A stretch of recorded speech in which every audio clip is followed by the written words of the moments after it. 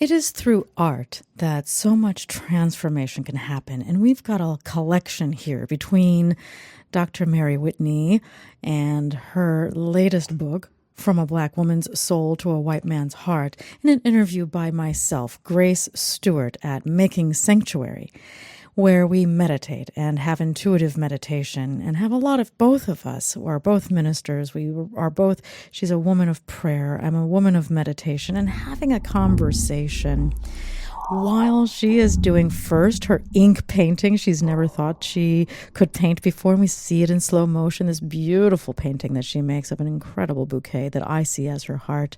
And then for me, something more simple and nice and soothing that's so familiar in just the repetition of the Mobius strip, that eternity symbol.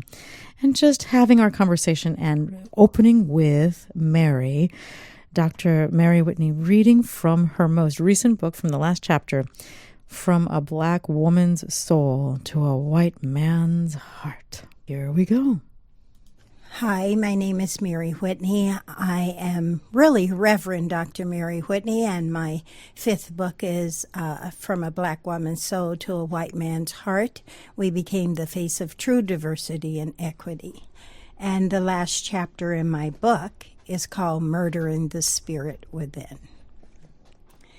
I've thought long and hard on what's going on in our world as it pertains to race and the division thereof.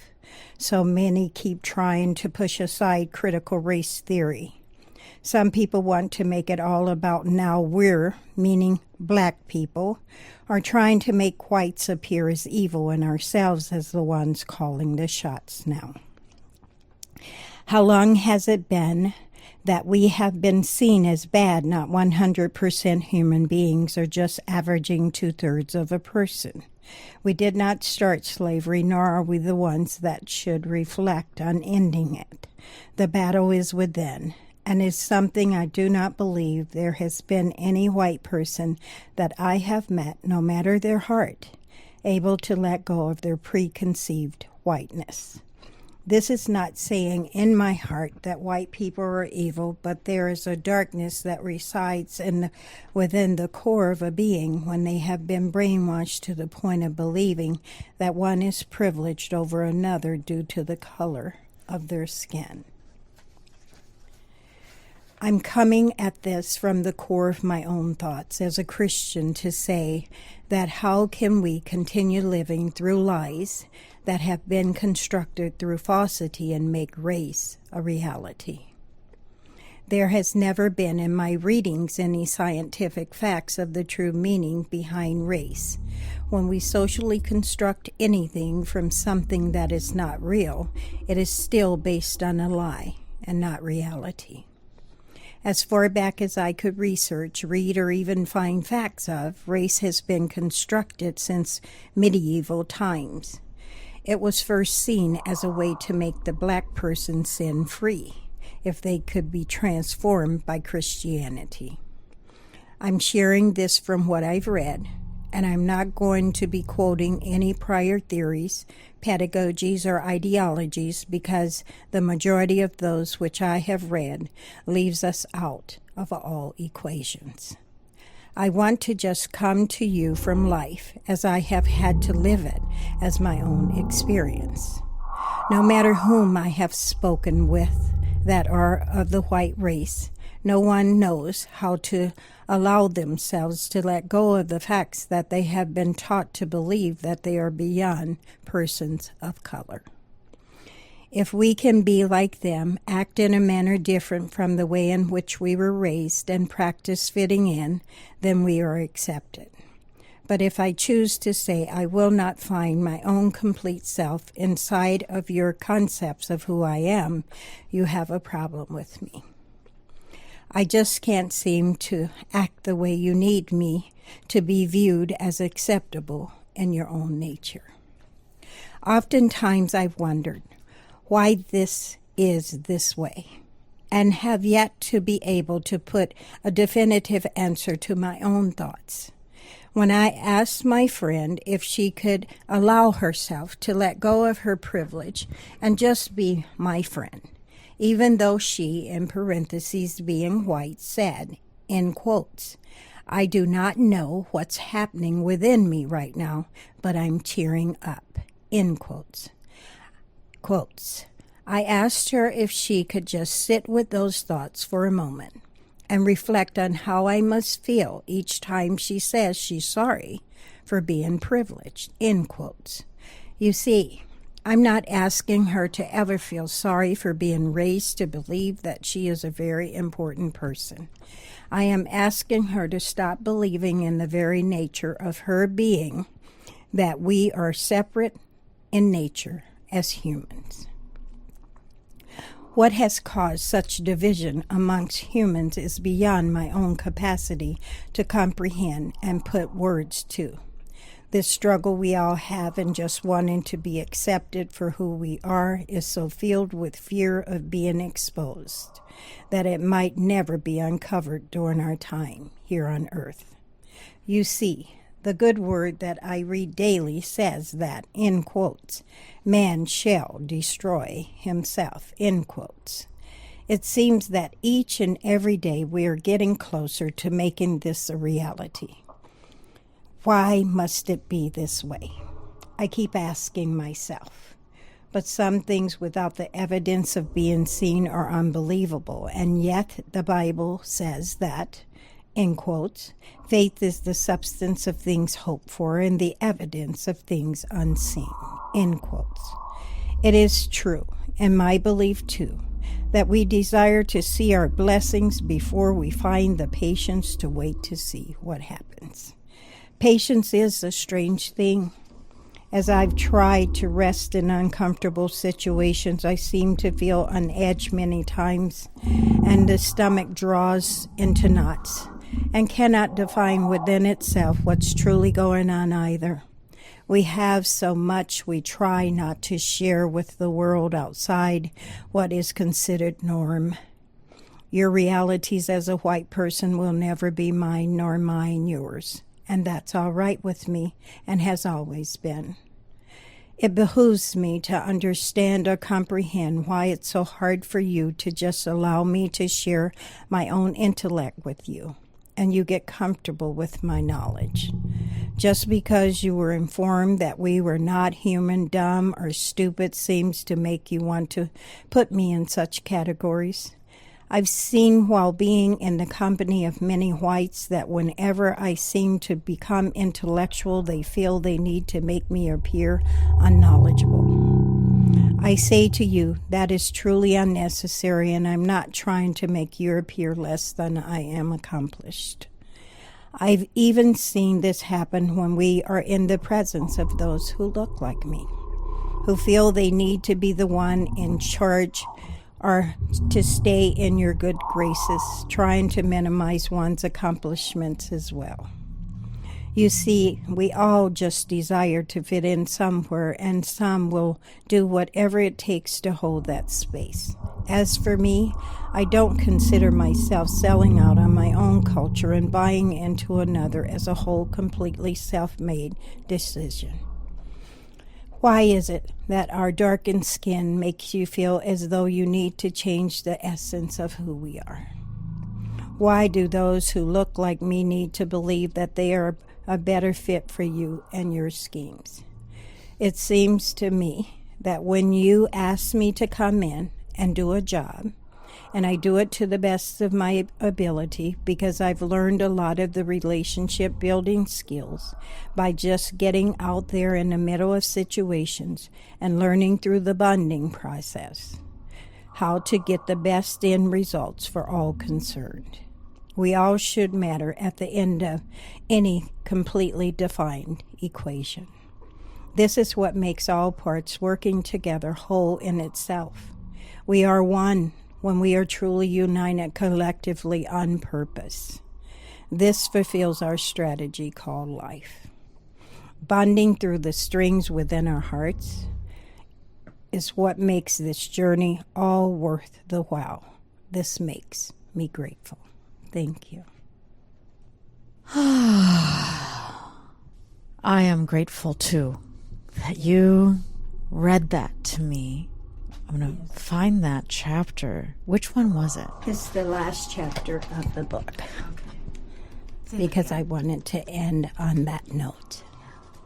Also, as a minister and a meditator, and learning so deeply and being so fascinated with meditation,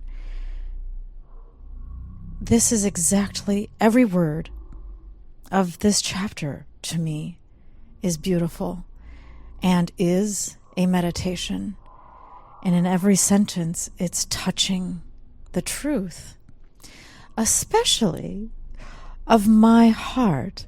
And as I say and feel that, I feel chills coming up my legs and up and through my torso and in through my whole body upwards. I have dreamt that you, Mary Whitney, were singing to me with Ella Fitzgerald. And in the dream, I was realizing that you were so kind to adopt me, and that you are, too, my mother. In the kindness of your eyes, in the dream you're singing, and all the years I've known you, I have seen kindness in your eyes, without exception. Even if you're feeling sad or angry, or the kindness never leaves your eyes, and I feel that kindness in heart and bravery in every word. And I want to share something with you of one of the sentences that reached me so deeply when you were reading this sentence, and your last sentence is about oneness, and also this sentence here. I got to find it. I have felt this feeling since childhood. This sentence on page 168, it says, I'm quoting you, and I'm lifting it out of this page. If we can be like them, act in a manner different from the way in which we were raised and practice fitting in, then we are accepted. But if I choose to say I will not find my own complete self inside of your concepts of who I am, you have a problem with me. I just can't seem to act the way you need me to be viewed as acceptable in your own nature.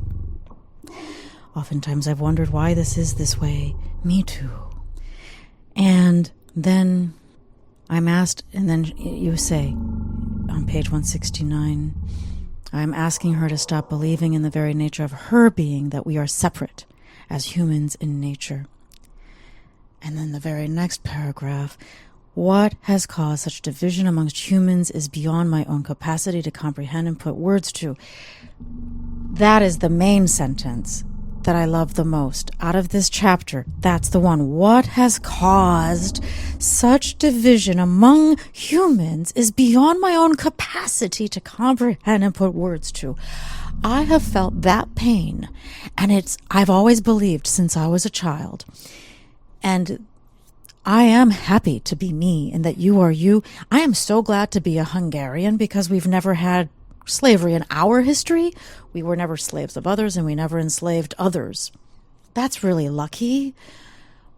And so when I saw the division and I saw the race talk, I thought, that's what's causing the disease. That's because as a Buddhist, and I went into Buddhism and meditating since I was a child and finding the way through pain, because we all have pain. And inside of pain, as I would visit my own pain, I thought it's caused by division. It is. And I thought that's where it's coming from. And it's beyond our comprehension. But all the wars, the famine, the disease, everything that we are experiencing as a culture, with all of these people that have depression and having to take these drugs and the help for antidepressants, it's depressing to be divided. And we don't know why, but ever since a child, I'm like, this is why. Because race is simply not even biologically true. It is socially made up. And every single sentence in your book, and you're right, even the title, Murdering the Spirit from Within, that's why we're sick. As soon as we divide and I say I'm better or worse than anybody because of something so ridiculous that's not even biologically a fact, but just something socially that's constructed as an ego. And that's why I love Buddhism and meditation and Jesus, even when he said, love thy neighbor as yourself. I think there's a little joke in there. I always thought there was a joke in there. Yeah, love your neighbor as yourself because we are all one. And so they are a part of you. So if you're going to act against them, you're acting against yourself. And that's exactly what the Bible and Jesus in the Bible says, is that the humans will destroy themselves exactly because we haven't realized that you can't, that love your neighbor as yourself is not some way to just be nice. It's the truth. It's the truth. And if you divide yourself away from the truth, then you start dying, and it murders the spirit from within. So I'm so happy to be here with you. We can't put our concepts around. It is not comprehensible. But that's why Jesus gave another answer, which is forgive them for they know not what they do. And I don't even know what I'm doing, but I do know that I'm human and I can ask for forgiveness. And that realizing this together with you, Mary, and having this conversation, my heart and my intent is to heal the lie, to heal what's broken. And I don't have to understand how that is, except that if that is my sentiment, if that is my intent, and if my psyche, if my soul can bring me a dream that you are my mother, and singing with Ella Fitzgerald, you and she together, and you singing to me that you're my mother, and that you love me. That's the real heart of you I'm always seeing, and that's why the song can come, and we're connected. And there's the mystery of being human and flawed, and the mystery of dreaming and praying and being true.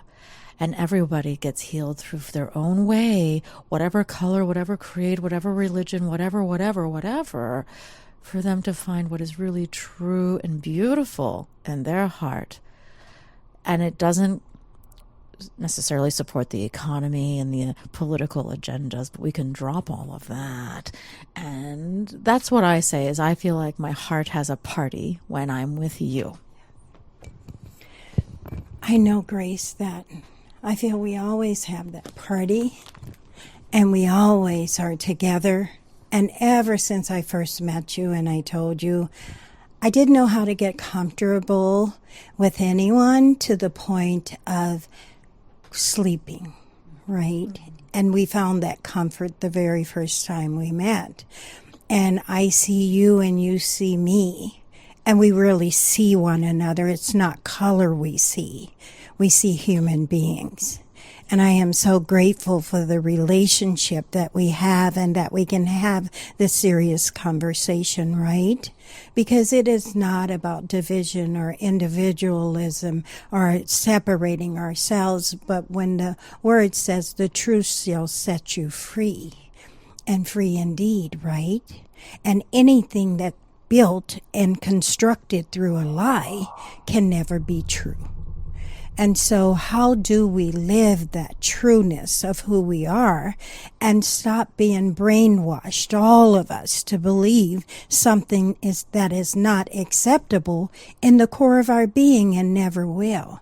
How do we release ourselves from such constructed, right, language?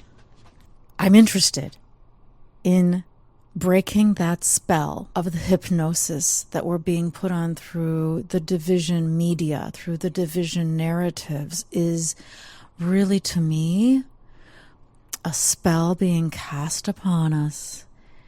And if we really look at some of the history and how, follow the money, or follow, just to let that all go. But to realize, and I don't know all the answers, but I have an intuition that the division is that lie is a spell cast upon us. And the reason why you were able to, I think, rest with me is I have been rebelling against believing that humans are just humans because we only live for 90 years, and I know that we last longer. And so to me, I am first a soul, and then a human, and then a female, and then the color of the skin. This is all just clothing. These are all just layers of clothing. So when I see you, Mary, in your eyes, I think you've done, from my perspective, from how I understand the world, and the voice and the vibration in someone's voice, and the openness of their face, I see that you've done a lot of, from my interpretation, how I see you, is that your body's clothing, and inside of this clothing there's been a lot of prayer. Yes, always. And you have this openness. It's so beautiful. You're like seeing an exotic flower to me. It's like, oh my gosh, she's wrapped up in this clothing. And I can see your pain and sadness and anger, but I'm more powerful. I see in you is amazing. It breaks through the love that brings the dream, that has you singing and letting me know that you're my mother and that you love me that much. Oh, and that breaks the spell. Something like that. I didn't do it. I didn't break my own spell, but I was open to it. And the mystery of life, the mystery of dreaming, for me, that is my story of that's a way through. And everybody has their own way. It's not like everybody's going to have that dream that you're their mother. Maybe, no. It's not. No. I just want for everyone to know that love above all things, that agape kind of love. I'm not here to judge. I'm not here to minimize. I'm not here to dehumanize. But I am to be one with another. And when we can be one with the other, I think we will have such a beautiful rose, right? And the rainbow is complete at that point. And I want to be here to see the end of the rainbow that we should be. Thank you, Mary. I'm astonished that this is what happened in our speaking with each other. True love knows in that oneness that this is just clothing and all the rest are labels, and we're here to play. And that's why it feels like a party, to just look in your face, to look in your eyes, to feel and just be with you. A part of me inside it, I had chills go up my legs earlier. It's like a dance. It's an energy that, like spirit, can bring up the chills through our body. I can't control that. It's a party. And I think that those kinds of feelings of chills is, my belief is that that's healing. Yeah. That something's happening, and I offer it in my heart to all of existence, all the world, every single human being ever, because when we have the oneness, when we understand the love, then respect is natural. Yes. It's complete. There's no way to disrespect anyone if you really love them. And so this is the equalizer is the truth of love, the truth of truth. And I'm just astonished at our conversation right now, and I feel like it's complete, but there might be some more to share, and I'm gonna hand the mic over to you, and we can contemplate, is this a good place to stop, or do we go down another path today on another branch out of this? This is a great trunk, and either we go into a branch today or we go into a branch another day, but I'm really already happy with having this at least be an introduction. Thank you so much, and I hope all will take time to read from a black woman's soul to a white man's heart. We became the face of true diversity and equity, because it does take stretching. It does take us getting out of our comfort zone sometimes, and it is not always easy to be discomforted, because discomfort sometimes comes with pain. And no one is here to shame or to blame, but to stretch ourselves to a new level of understanding and togetherness that this world has yet to see. We can have heaven right here on earth if we choose, because life is a choice. And I think right here, right now, Grace, is a great place to just be settled in our spirits, in our hearts, as we've always been together. Because in us seeing through each other's eyes, I've never seen division nor separation, even though our tones of skin is not the same. I thank you for the rainbow you've created in my heart and my spirit. And I love you as a daughter. And we should love everyone as a neighbor, right? And no one is a stranger when we're complete in truth. And I honor that. Thank you. As you were speaking, Mary, I had a living dream I've never seen before. Right before you said that you are my mother, and I saw the rainbow you were talking about. I saw the rainbow between your heart and my heart, and there was gold at the end of both. And it was just amazing. Right? It was really a dream that was right inside of my heart mind. And wow. Heaven is right here on earth, right? Heaven is right here on earth. Let's be at peace, one with the universe. Yeah. Wow, Grace. Oh, let me. And in time, Mary, on the conversation between you and I goes this party for God. Let it continue. And wow, Mary. Wow.